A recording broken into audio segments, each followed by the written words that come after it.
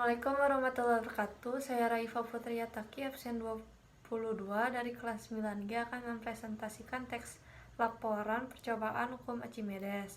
Percobaan hukum Archimedes yang saya lakukan menggunakan telur ayam mentah. Sebelumnya saya akan menjelaskan tentang teks laporan terlebih dahulu. Teks laporan adalah teks yang berisi penjabaran yang umum mengenai suatu hal yang disusun serta didasarkan pada hasil pengamatan. Selanjutnya ada struktur isi dari teks laporan. Yang pertama adalah tujuan. Teks laporan percobaan yang telah saya buat, tujuan itu terdapat pada paragraf pertama.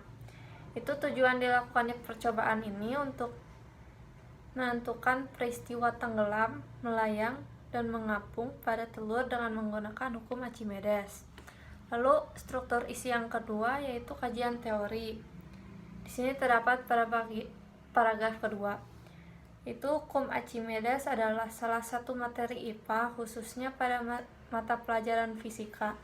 Percobaan hukum Archimedes untuk membuktikan konsep benda tenggelam, melayang, dan mengapung. Konsep ini banyak diterapkan dalam ilmu teknologi seperti pembuatan kapal selam, kapal laut, dan lain-lain. Lalu struktur isi yang teks laporan yang ketiga yaitu ada alat dan bahan. Di sini alat dan bahannya yaitu yang pertama toples, telur ayam mentah, air secukupnya, dan garam dapur secukupnya. Lalu struktur isi teks laporan yang keempat ada cara kerja atau langkah-langkah pembuatan. Di sini langkah-langkah pembuatannya pertama yaitu siapkan semua alat dan bahan yang akan digunakan dalam percobaan ini. Yang kedua, tuang air ke dalam toples. Untuk pengisian air usahakan jangan sampai penuh. Jumlah air yang harus dituangkan kira-kira setengah dari toples tersebut. Lalu yang ketiga, masukkan telur ayam mentah ke dalam toples, kemudian amati peristiwa yang terjadi. Lalu yang keempat, langkah selanjutnya, masukkan garam sedikit demi sedikit, lalu amati peristiwa yang terjadi. Yang kelima, tambahkan lagi sedikit garam, kemudian amati lagi peristiwa apa yang terjadi. Lalu struktur isi teks laporan yang kelima adalah hasil pengamatan. Di sini hasil pengamatan yang pertama adalah pada langkah ketiga, telur ayam itu tenggelam.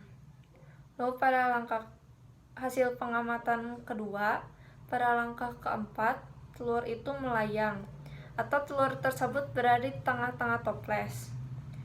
Kemudian hasil pengamatan yang ketiga yaitu pada langkah kelima, telur itu mengapung di permukaan air. Lalu struktur isi teks laporan yang keenam itu pembahasan. Pembahasannya dari hasil pengamatan atau percobaan di atas dapat diperoleh beberapa penjelasan, diantaranya benda tenggelam karena massa jenis benda lebih besar daripada massa jenis air. Benda melayang karena massa jenis benda sama besar dengan massa jenis air dan benda massa jenis air. Dan benda bisa mengapung karena massa jenis benda lebih kecil dari massa jenis air. Garam berfungsi untuk memperbesar massa jenis air. Dengan begitu semakin banyak garam yang diberikan, maka semakin besar pula massa jenis airnya. Lalu struktur teks laporan yang terakhir yaitu kesimpulan.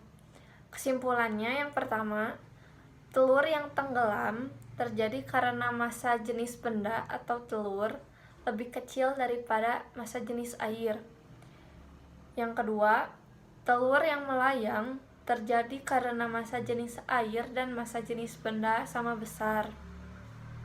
Lalu yang ketiga, telur yang mengapung terjadi karena massa jenis air lebih besar daripada massa jenis benda.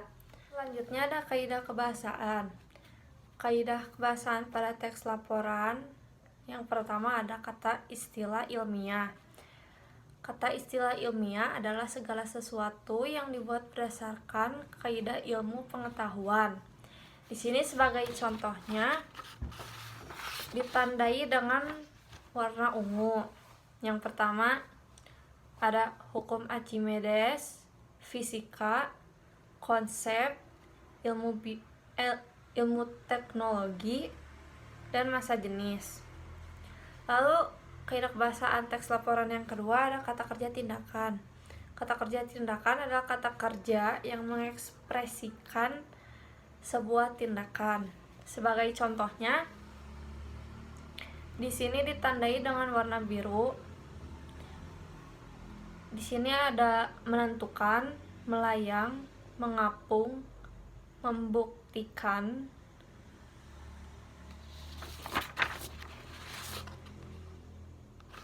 memperbesar, dan diberikan. Lalu yang ketiga ada kata pendefinisian. Kata pendefinisian adalah kata yang memperjelas sesuatu kata lainnya. Sebagai contohnya, di sini ditandai dengan warna hijau. Di sini ada yaitu dan adalah. Lalu yang terakhir ada konjungsi penyebab. Konjungsi penyebab adalah hubungan yang menjelaskan bahwa suatu peristiwa dikaitkan dengan sebab tertentu. Sebagai contohnya di sini diberi warna kuning. Di sini ada hanya satu contoh, yaitu karena. Sekian dari saya. Mohon maaf bila ada kesalahan kata atau kalimat. Wassalamualaikum warahmatullahi wabarakatuh.